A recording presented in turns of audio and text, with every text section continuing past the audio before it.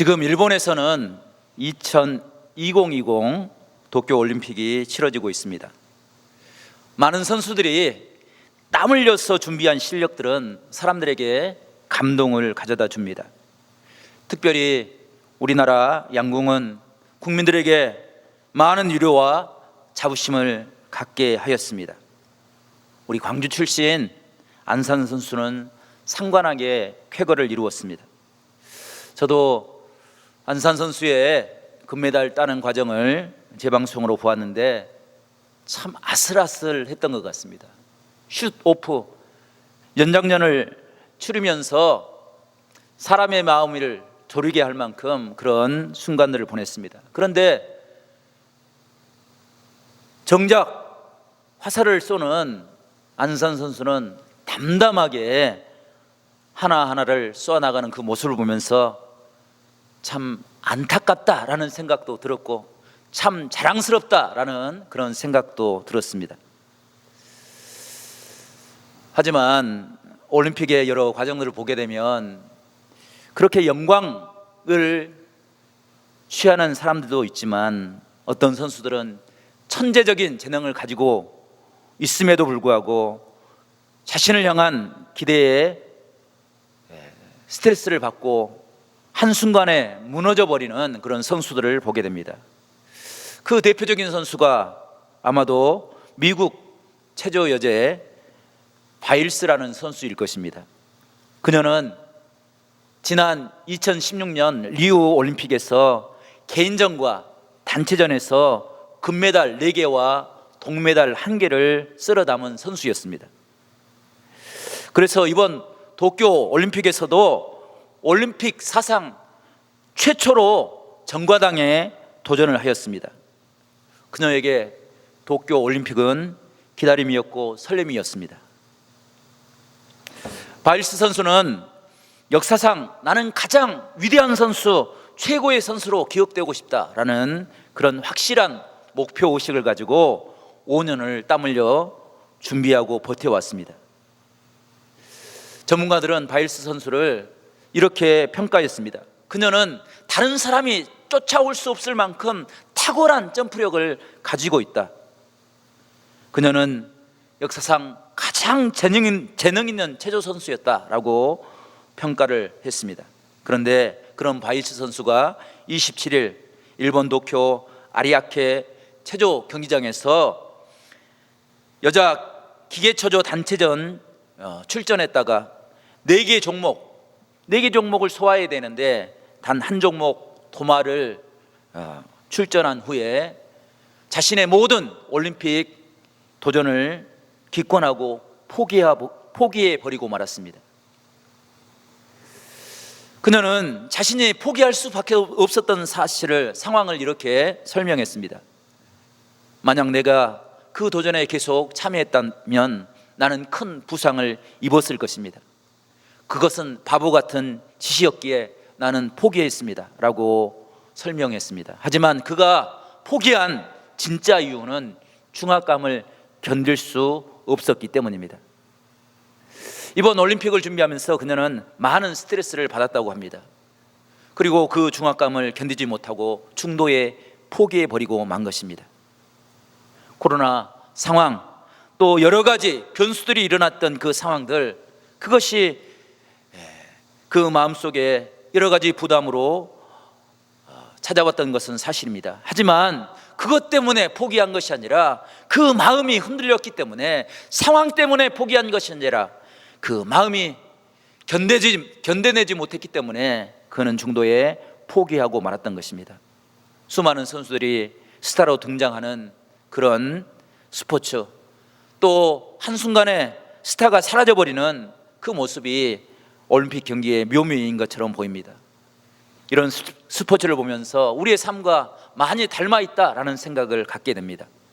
어떤 사람들은 순간의 위기를 이겨내지 못하고 무너지는 사람이 있는가 하면, 어떤 사람들은 그 순간의 위기를 극복하고 자신의 꿈, 자신이 소망하는 것들을 이루어나가는 그런 사람들이 있는 것을 보게 됩니다.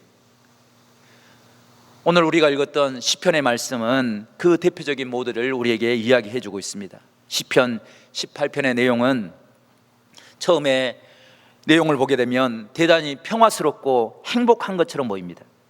하나님을 향한 신앙의 고백들이 끊임없이 쏟아지는 것을 보게 됩니다. 그런데 4절 이후의 모습을 보게 되면 그 현실의 상황은 그렇게 녹록하지 않는 것을 발견하게 됩니다. 사망의 줄이 등장합니다. 불의의 창수가 두렵게 했다라고 고백하고 있습니다. 수월의 줄이 두르고 사망의 올무가 이르렀습니다. 환난 중에 아무도 의지할 사람이 없습니다. 그래서 성소에 가서 하나님의 이름을 불렀습니다. 땅이 진동하고 산들의 토가 요동할 때 하나님의 임재가 그에게 임하였습니다. 하늘에 우리의 소리가 들리고 우박과 숯불의 심판, 하나님의 꾸지람으로 세상의 터가 드러나게 되었습니다. 이런 위기의 순간에 처해 있던 다윗은 이제 내 인생이 끝났구나 포기한 것이 아니라 오히려 그 삶의 순간을 버텨내기 위해서 하나님을 향한, 자신이 경험했던 삶의 모습을 돌아보면서 하나님을 향한 간절한 신앙의 고백을 가지고 그 순간을 이어내고 있는 것입니다. 이것은 우연이 아니었습니다. 하나님을 향한 철저한 신뢰 속에서 하나님의 은혜를 바라보고 결단하고 하나님의 은혜로 승리하겠다는 그런 믿음의 결단이 그를 이기게 하였습니다. 오늘 읽어드렸던 1절과 2절 말씀 보게 되면 다윗이 이렇게 고백합니다. 나의 힘이 되신 여호와여, 내가 주님을 사랑하나이다. 여호와는 나의 반석이시오, 나의 요새시오, 나를 건지시는 이시오, 나의 하나님이시오. 내가 그 안에 피할 바위시오, 나의 방패시오, 나의 구원의 뿌리시오, 나의 산성이시로다. 아멘. 성도 여러분, 다윗은 정말로 위대한 사람이었습니다.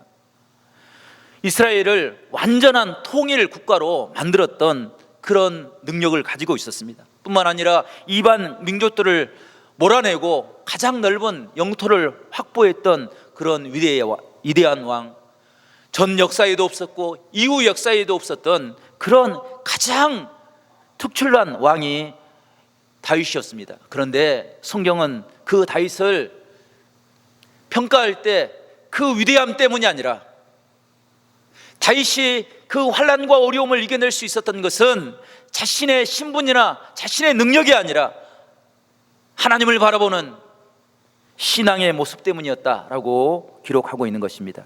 성도 여러분, 우리도 그런 믿음의 삶을 살 수 있기를 간절히 바랍니다. 세상의 환난과 역경을 만났을 때 우리의 마음이 흔들려서 무너지는 삶이 아니라 하나님의 은혜를 바라봄으로 그 위기의 순간을 뛰어넘을 수 있는 그런 은혜의 삶을 살 수 있기를 간절히 바랍니다. 그리함으로 다윗이 고백했던 그런 고백을 고백하며 살 수 있기를 간절히 바랍니다. 하나님은 나의 힘입니다. 하나님은 나의 반석이십니다. 하나님은 나의 요새이십니다. 하나님께서 나를 건져주셨고 하나님께서 나의 피할 바위가 되어주셨습니다. 그 은혜를 찬양하며 살아가는 복된 믿음의 사람들이 될 수 있기를 간절히 바랍니다. 한 주간 이 말씀을 묵상하면서 저도 그런 생각이 들었습니다. 다윗과 같은 삶을 살고 싶다.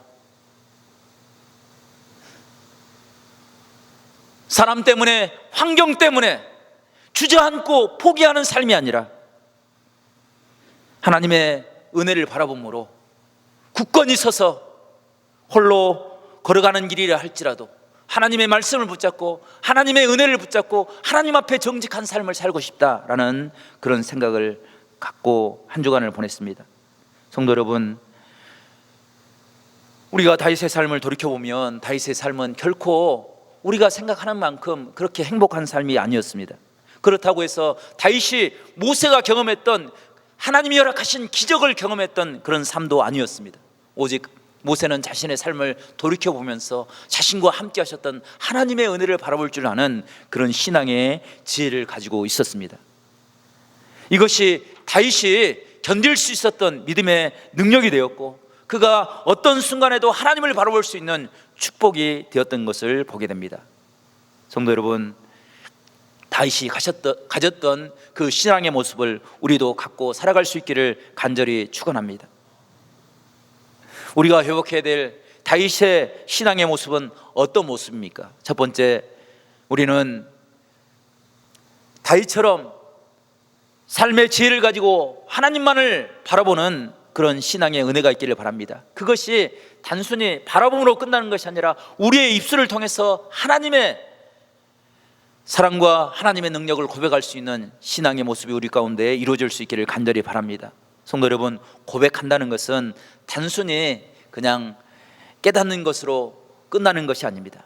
그 은혜를 내 신앙으로 결단하고 그 은혜를 찬양하고 그 은혜를 의지하며 살아가는 삶의 모습, 그것이 결단의 신앙의 모습입니다. 다윗이 가진 신앙의 모습은 다른 왕이나 정치인이 가진 신앙의 모습과 달랐습니다. 다른 왕이나 정치인들은 신앙생활을 한다고 하면서 하나님의 뜻을 구하기보다는 사람의 마음을 얻기 위해서 외식된 신앙을 가졌습니다. 하지만 다윗은 사람이 아니라 하나님의 마음을 얻기 위해서, 하나님의 뜻을 이루기 위해서 자신의 모든 것들을 내려놓을 줄 알고 하나님의 은혜를 구할 줄 아는 그런 은혜의 삶을 살았습니다. 다윗이 살아왔던 그의 인생의 모습을 묵상해 보면 소년 다윗이 골리앗과 싸우는 그 전투의 모습은 가장 다윗의 신앙의 모습을 잘 드러내 줍니다. 다윗이 골리앗과 왜 싸움을 치르게 되었습니까? 그는 소년이었습니다. 전쟁에 참여할 수 없는 사람이었습니다. 그럼에도 불구하고 그 형들을 응원하기 위해서 전쟁터로 나왔습니다. 그런데 생각지 못한 일을 만나게 됩니다. 한 장수가, 블레셋 장수가 나와서 이스라엘 하나님의 거룩한 군대를 모욕하기 시작합니다. 하나님을 모욕하기 시작합니다. 소년이었지만 결코 참을 수가 없었습니다. 왜냐하면 다윗은 하나님을 전능하신 하나님으로 온전히 신뢰하고 그 은혜를 믿고 살았기 때문입니다.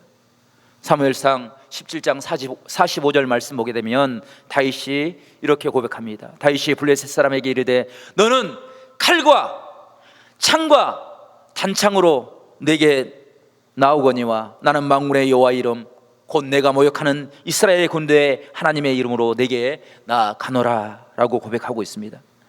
성도 여러분, 골리앗은 소년 다윗이 상대할 만한 사람이 아니었습니다. 그래서 주변의 사람들이 다윗을 말렸습니다. 형제들은 다윗을 꾸짖기까지 했습니다. 그럼에도 불구하고 다윗은 그것 때문에 자신의 결단을 중단하지 않았습니다. 다윗도 골리앗의 칼과 창과 단창이 두려웠을 것입니다. 칼과 창과 단창이 두렵지 않을 사람이 누가 있겠습니까? 그런데 다윗은 그것을 이겨낸 것입니다. 크고 두려우신 하나님을 온전히 신뢰했기에, 그 하나님을 붙잡고 살았기에, 그 하나님의 능력으로 세상을 보는 신앙의 은혜를 가지고 있었기에 칼과 창과 단창, 그것에 굴복하지 않았다는 것입니다. 그 믿음이 다윗이 무너지지 아니하고 하나님의 은혜를 고백하는 축복이 될 수 있었습니다. 다윗의 입속에는 늘 하나님을 향한 찬양의 모습이 담겨져 있습니다. 나의 힘이 되신 여호와여, 나의 힘이 되신 여호와여, 내가 하나님을 사랑합니다. 나의 힘이 되신 여호와여, 내가 주님을 사랑합니다. 그 사랑의 고백을 가지고 하나님을 의지하여 나갈 때 더 이상 골리앗은 다윗에게 두려운 존재가 되지 않았습니다. 하나님을 찬양하며 나갈 때 하나님께서 그의 마음속에, 그의 심령 속에 새 힘과 능력을 허락하여 주셨습니다. 성도 여러분, 우리도 주의 이름을 찬양하며 살아가는 복된 귀한 믿음의 사람들이 될 수 있기를 간절히 축원합니다. 주의 성전에 올 때마다 하나님을 찬양하는 찬양의 은혜를 우리 심령 가운데 깊이 새기며 그 은혜로 세상에 나가 승리하는 복된 은혜를 우리 모두가 이루어 나갈 수 있기를 간절히 바랍니다. 다윗은 하나님만을 의지하며 하나님을 바라보았습니다. 그때 끝이라고, 인생의 위기라고 이야기했던 그 모든 순간들을 다윗은 이겨낼 수 있었습니다. 다윗 왕이 말년에 자신의 아들 압살롬의 반역으로 왕궁을 떠나가는 고통을 당하게 되었습니다. 반역을 일으킨 사람은 자신의 신하도 아니었습니다. 자신이 가장 신뢰했고 자신이 가장 사랑했던 그 아들 압살롬이 자신을 배신할 때 다윗은 정말로 감당할 수 없는 그런 충격을 받았을 것입니다. 그럼에도 불구하고 다윗은 그것 때문에 쓰러지지 않냐고 무너지지 않았습니다. 왜냐하면 다윗은 하나님을 바라보았기 때문입니다. 그때 하나님께서 은혜를 베풀어 주셨는데 압살롬이 자신의 책사 아히도벨의 계략을 듣지 아니하고 다윗의 사람 후세의 이야기를 듣게 되었습니다. 다윗은 압살롬의 군대를 피할 수 있는 하나님의 은혜를 얻게 된 것입니다. 하나님의 지혜로 주의 뜻을 의지하며 나아갈 때 하나님께서는 다윗의 삶의 길을 열어주신 것입니다. 성도 여러분, 우리가 한 주간을 살아갈 때 세상에서 어떤 일을 만나든지 간에 다윗과 같은 은혜의 삶을 살 수 있기를 간절히 축원합니다. 삶의 길이 열려지고 하나님의 은혜를 깨닫게 되고 그 은혜를 내 입술로 고백할 줄 아는 그런 신앙의 역사가 우리 가운데 일어날 수 있기를 간절히 바랍니다. 그 모습을 창세기 50장 20절에서는 이렇게 고백하고 있습니다. 하나님께서 요셉의 위기를 손으로 바꾸어 주셨다라고 고백하고 있습니다. 요셉은 평생 고난의 삶을 살아왔습니다. 불행한 순간순간들을 보내왔습니다.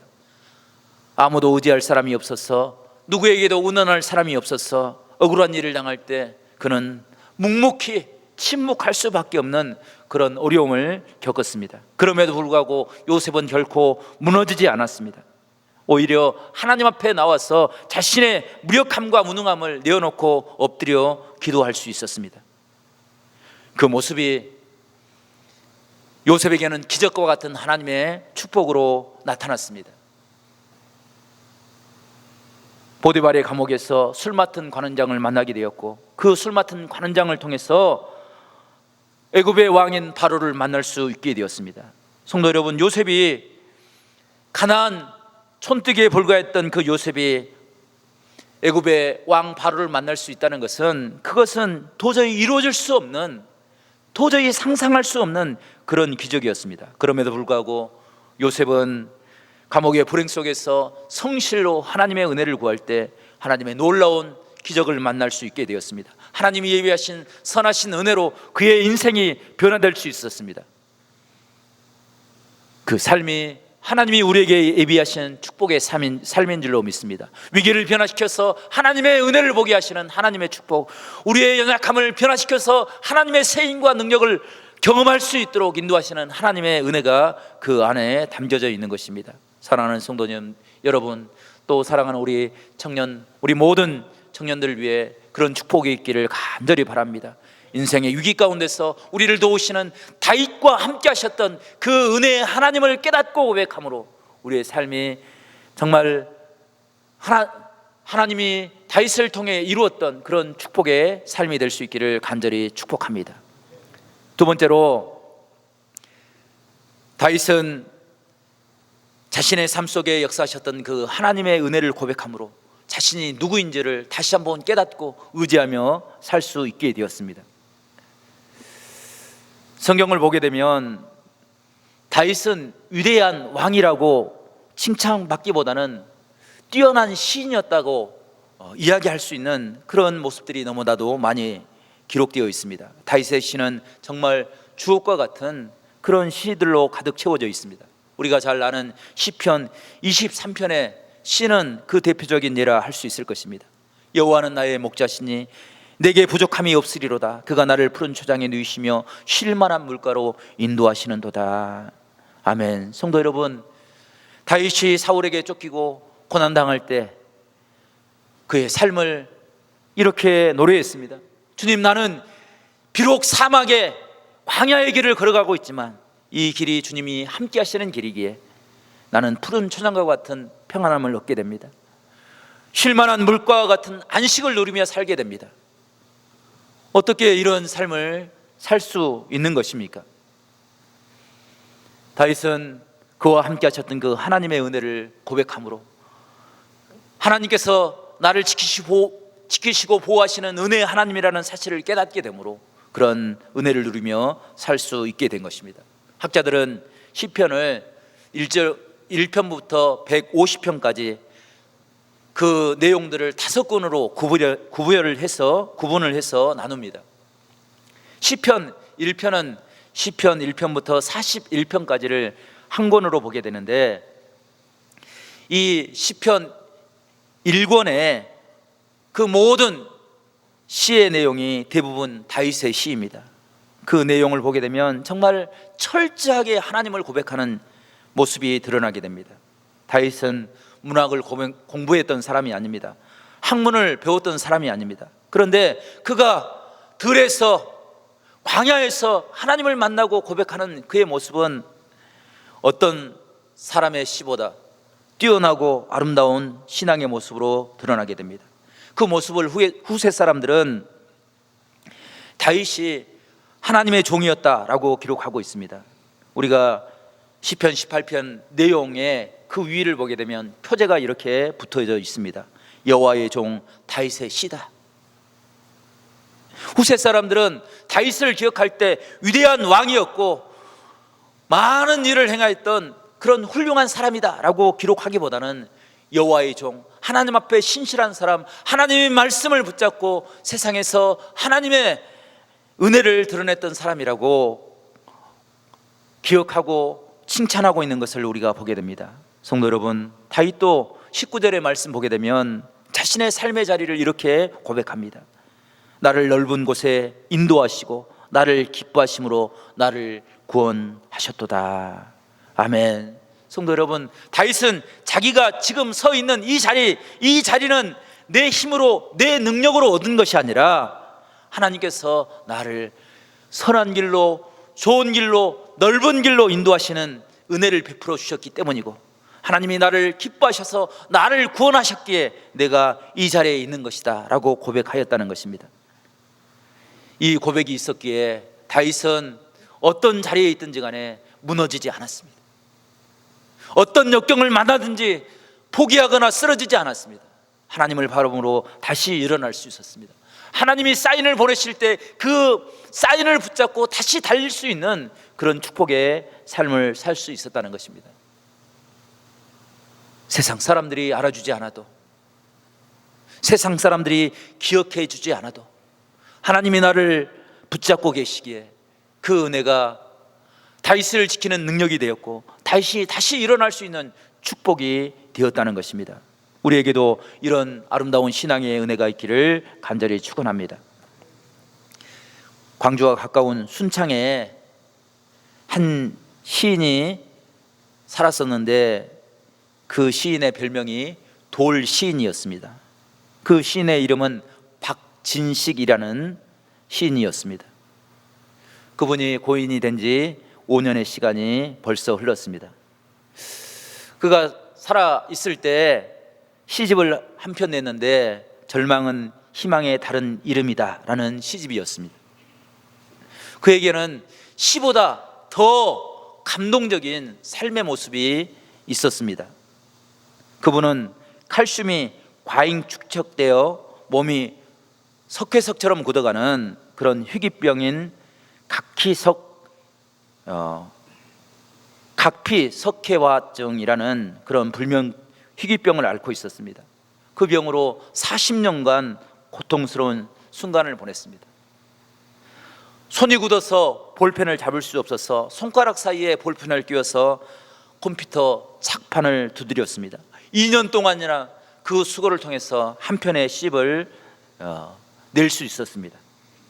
석회화증은 폐와 심장으로 발전되었고 그의 몸에 마네킹처럼 그런 굳어져가는 고통을 가져다 주었습니다. 의사들은 20살이 되기 전에 생명이 끝날 것이다 라고 사형 선고를 내렸습니다. 하지만 그는 49세까지 삶을 살았습니다.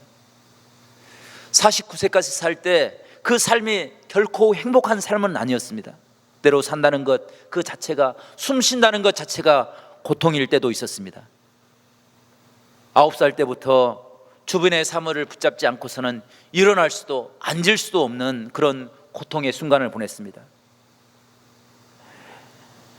점점 살아있음에도 불구하고 몸을 움직일 수 없는 뼈와 힘줄과 모든 세포들이 굳어져가는 그런 고통의 시간을 보냈습니다.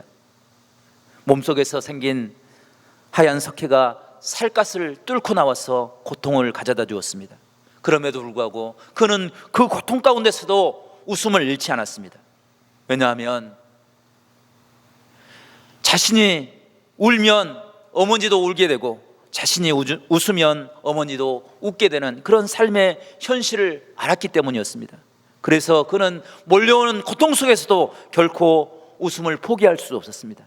그가 웃음을 포기할 수 없었던 또 하나의 이유가 있었는데, 그가 평생을 자신의 골방에 누워 있을 때 아무도 그를 찾아오지 않고 아무도 그에게 말을 걸어줄 수 없는 그런 상황에 있을 때, 극심한 고통 속에서 죽음의 공포에 시달리고 있을 때 그를 찾아오신 하나님을 만났기 때문에 그는 웃음을 포기할 수 없었습니다.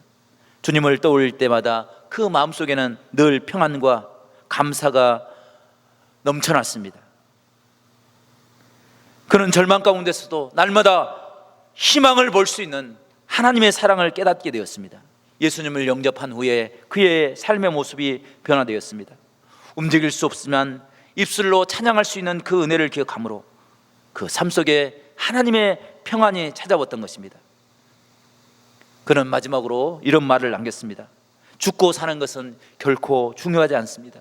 사는 순간까지 내가 최선을 다하여 감사하는 삶, 그것이 나에게 순간을 이겨낼 수 있는 참된 의미입니다 라고 고백하였습니다. 그는 죽음 앞에서도 희망을 볼 줄 아는 믿음의 능력을 가지고 살아갔던 하늘 사람이 되었습니다. 성도 여러분, 우리가 이 세상을 살아갈 때 다윗이 만났던 하나님을 만나고 다윗이 고백했던 하나님을 고백함으로 우리도 그런 은혜의 삶을 살아갈 수 있기를 간절히 축원합니다. 모든 사람이 절망하고 쓰러지고 무너질 때 살아계신 하나님을 깨달음으로 하나님께서 허락하시는 참된 평안의 은혜를 누리며 살 수 있는 복된 믿음의 사람들, 세상을 승리하며 살아갈 수 있는 귀한 신앙의 사람들이 될 수 있기를 간절히 축원합니다. 기도하겠습니다. 하나님 아버지 감사합니다. 주님, 저희를 사랑하여 주셔서 택하여 주시고 하나님을 나의 힘으로 고백하며 살아갈 수 있도록 도와주셨사오니 감사합니다. 그 고백이 찬양이 되게 하여 주시고 그 찬양을 통해서 살아계신 하나님을 의지하며 살아가는 복된 삶을 살아갈 수 있도록 도와주시옵소서. 삶의 위기와 고통 가운데 빠져 있을 때 우리의 마음이 무너지지 않도록 우리를 붙잡아 주시옵소서. 믿음으로 세상을 승리하며 살아가는 복된 은혜의 사람들이 될 수 있도록 성령께서 함께하여 주시옵소서. 주님께 모든 것 감사와 영광 올려드리고 예수 그리스도의 이름으로 간절히 기도드리옵나이다. 아멘.